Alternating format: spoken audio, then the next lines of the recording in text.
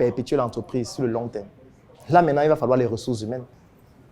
Parce qu'au début, la première compétence, c'est de pouvoir mettre sur pied un projet, de pouvoir le vendre. Ça, c'est la première compétence. Mais ça, c'est l'étape 1 du business. Parce que quand tu as réussi à mettre sur pied un business, à commencer à vendre ton produit ou ton service, ça, c'est l'étape 1, validée. L'étape 2, c'est l'étape du recrutement. Parce que maintenant, pour perpétuer le business, il faut plus de personnes qui vont intervenir. Parce que les gens vont te demander le produit à Douala, à Bafoussam. Les gens vont te dire que nous sommes en Côte d'Ivoire, nous sommes au Bénin, nous sommes au Burkina Faso. Ça va créer une effervescence chez toi. Tu vas dire, waouh, les gens veulent mon produit ailleurs. Il faut que j'aille ailleurs. Tu vas là ailleurs avec qui? Il faut recruter les gens, n'est-ce pas?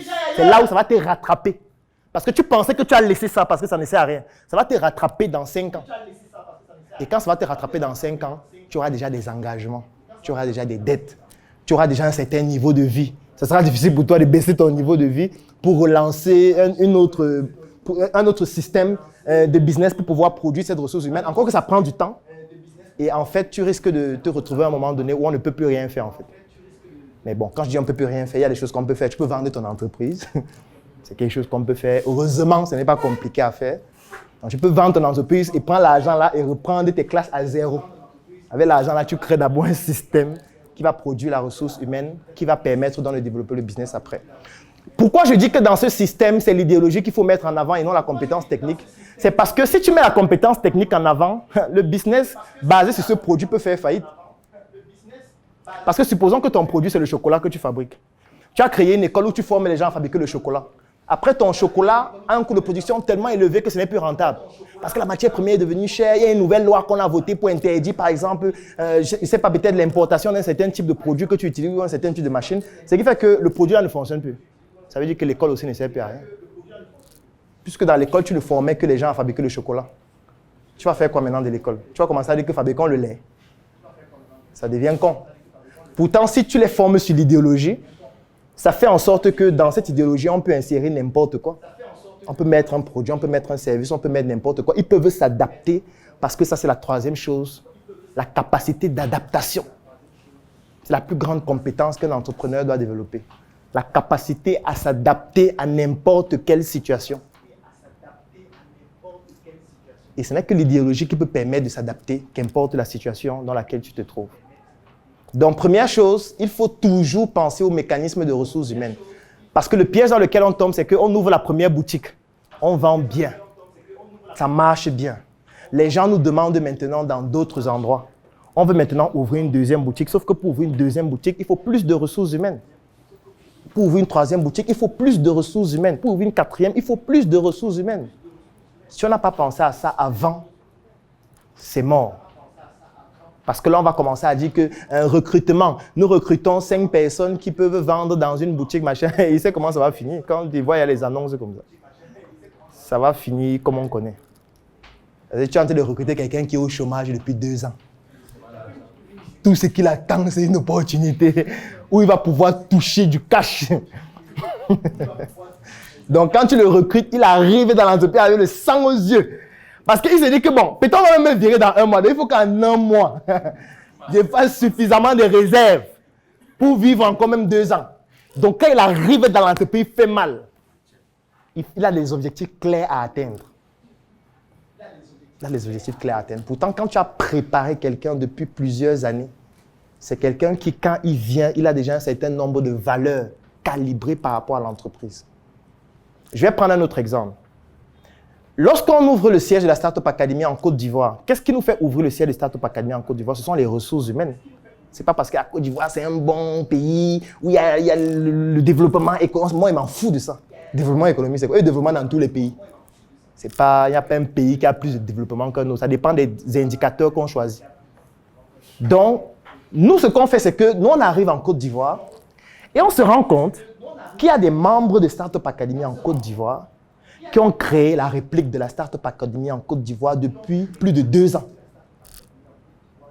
Donc, ils ont créé une forme de Startup Academy en Côte d'Ivoire où ils font exactement les mêmes activités qu'on fait ici, avec nos mêmes formations, parce qu'ils achètent les formations, ils utilisent ça pour faire la même chose là-bas, ils le font depuis 2 ans.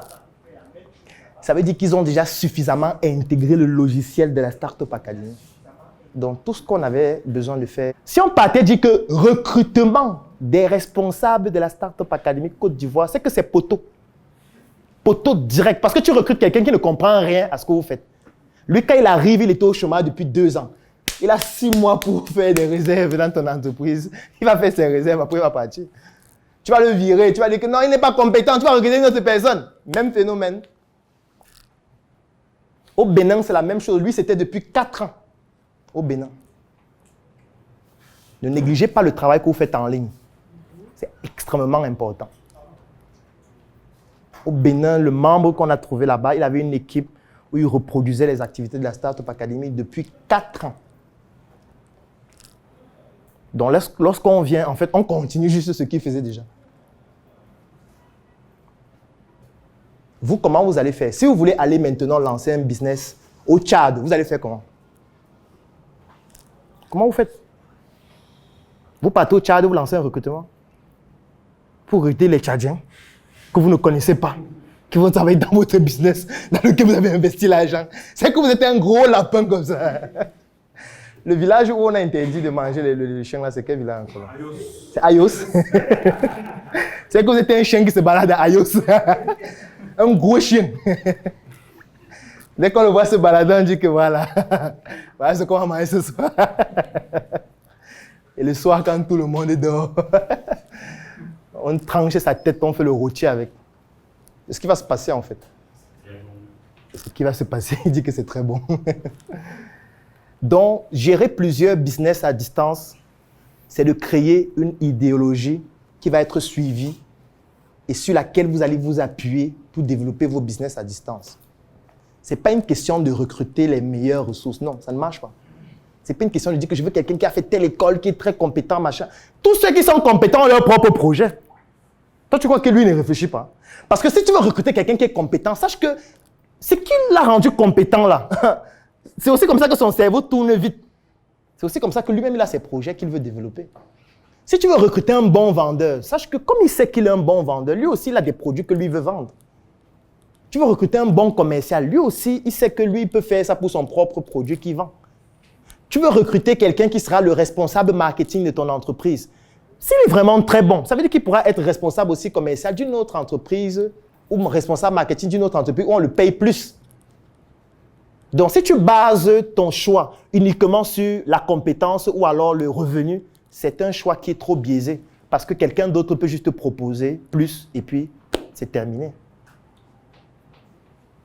C'est terminé. Donc, il faut éviter au maximum de tout axer sur la compétence technique. Il faut te poser la question, l'idéologie de mon entreprise, c'est laquelle? Quel est l'objectif que je vais atteindre dans 10 ans, dans 20 ans? Et c'est dessus que tu dois communiquer au maximum. Ne communique plus sur les produits et les services seulement, non. Les produits et les services seulement, c'est bien quand les gens comprennent déjà ce qu'on fait et ils viennent maintenant découvrir les produits qu'on vend pour continuer juste de développer cette idéologie-là avec les produits. En sachant que les produits peuvent changer à tout moment parce que... La mission est simple. Voici une arme capable de changer le mindset du continent africain. Détruire l'obésité de l'inconsistance intellectuelle dans laquelle se cache le coffret VIP. Il possède une arme contenant 200 heures de formation et 8 ans d'expérience entrepreneuriale. Recevez le pouvoir de devenir une meilleure version de vous-même. Armez-vous de cette clé pour une réussite entrepreneuriale.